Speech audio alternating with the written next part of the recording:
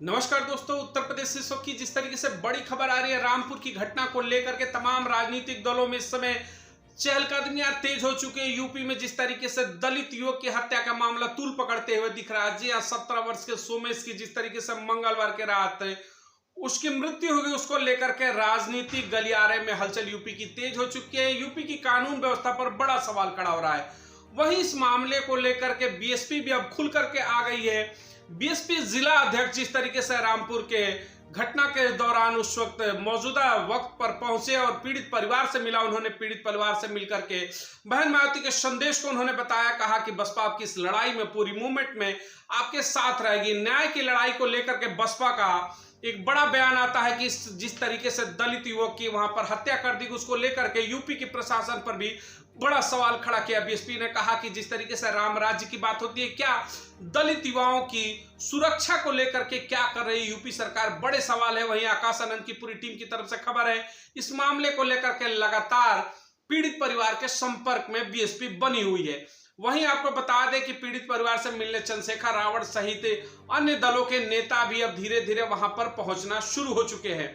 घटना आपको हम बता दें कि मंगलवार के दिन की यह घटना है। जिस तरीके से बताई जा रही है वो क्षेत्र आपको मैं बता दूं कि रामपुर मिल्क कोतवाली क्षेत्र सिलई बड़ा गांव है, जहां मंगलवार रात को यह मामला जो है दो गुटों के बीच में देखने को मिला। जिस तरीके से ग्राम समाज की जो जमीन थी उस पर अंबेडकर की बोर्ड लगाने के, जी हां, बाबा साहब भीमराव अंबेडकर के बोर्ड लगाने को लेकर के दो समाजों के बीच में जिस तरीके से विवाद बढ़ा, वहां पर दो बड़े समाज की अगर हम बात करते हैं तो गंगवार और जाटो समाज, आपको बता दें कि रामपुर के इस सिलई बड़ा गांव की बात हो रही है। दो समुदाय बड़ी संख्या में पाई जाती है।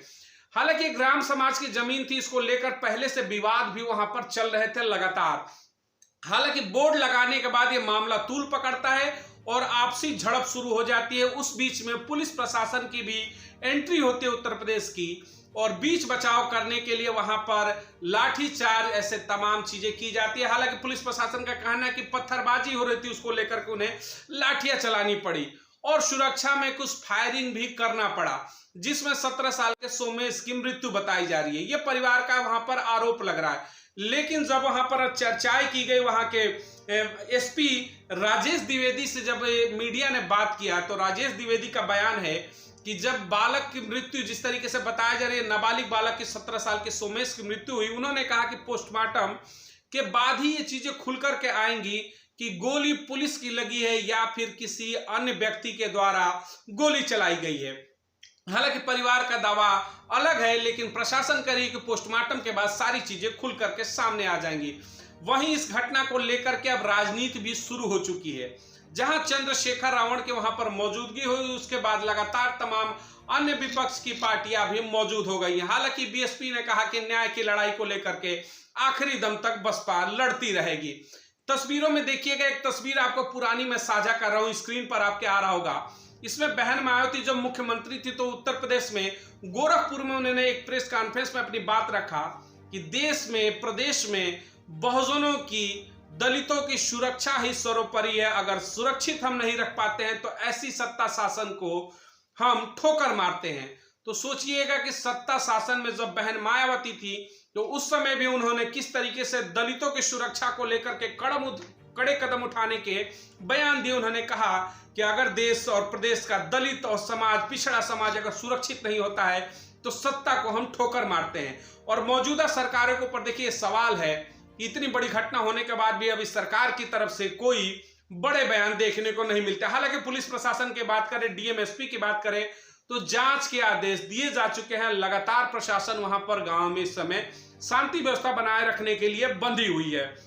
वहीं आकाश आनंद की तरफ से एक ट्वीट भी आता है। उन्होंने कहा कि जिस तरीके से इसको राजनीतिक रूप देने का प्रयास कुछ लोग कर रहे हैं चुनावी माहौल को देखते हुए, बसपा संविधान और न्याय की लड़ाई संवैधानिक तरीके से लड़ती है और पीड़ित परिवार के साथ लगातार बीएसपी के तमाम बड़े लीडर संपर्क में है। जितनी मदद हो सकती है बीएसपी परिवार उस दलित परिवार के साथ खड़ा है, न्याय दिलाने के लिए आखिरी दम तक। तो सबसे बड़ा सवाल बन रहा है कि यूपी में जिस तरीके से 17 वर्षीय युवक की हत्या हो गई, हालांकि पुलिस प्रशासन अभी पोस्टमार्टम रिपोर्ट की तैयारियों में है कि उसके बाद ही खुलासा होगा कि बालक की मृत्यु, जो दलित युवक की मृत्यु है, क्या वह पुलिस की गोली से हुई है या फिर किसी अन्य उपद्रवी के द्वारा उसको गोली मारा गया। तमाम चीजें अभी जो घटनाएं हैं वो जांच का विषय है अपने आप में।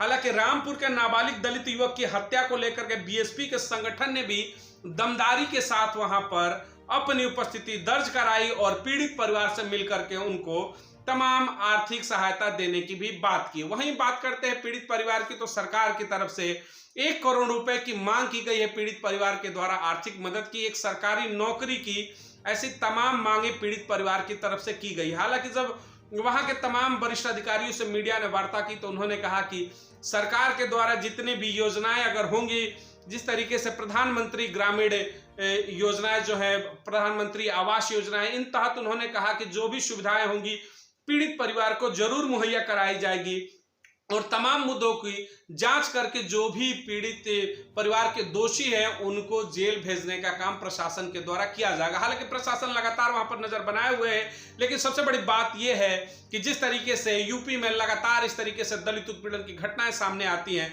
बड़ा सवाल खड़ा करता है कि आखिर बार बार दलित परिवार ही टारगेट क्यों होता है। ऐसे तमाम मुद्दों को लेकर के हालांकि राजनीतिक पार्टियां भी अब इसको चुनावी मुद्दा बनाने में लगी हुई हैं। तमाम विपक्ष के नेता भी वहां पर पहुंच चुके हैं, समाजवादी पार्टी के तमाम लीडरों की जिस तरीके से अब धीरे धीरे वहां पर मौजूदगी होती है। लेकिन सबसे पहले चंद्रशेखर रावण जिस तरीके से इस मुद्दे को लेकर के उठे, लेकिन सबसे पहले बीएसपी की तरफ से पहल करते हुए वहां पर परिवार से मिलकर के आर्थिक मदद से लेकर तमाम चीजों को लेकर के जिस तरीके से उनसे बात की गई और उनके आर्थिक मदद के लिए प्रशासन से बातचीत करते हुए बसपा के तमाम अधिकारी दिखे। उन्होंने कहा कि प्रशासन से बातचीत करके आर्थिक मुहैया जो है, आर्थिक जो मदद होता है उसको मुहैया कराने की पूरी बातचीत प्रशासन से बसपा के तमाम बड़े अधिकारी पदाधिकारियों ने की मौके पर पहुंच करके।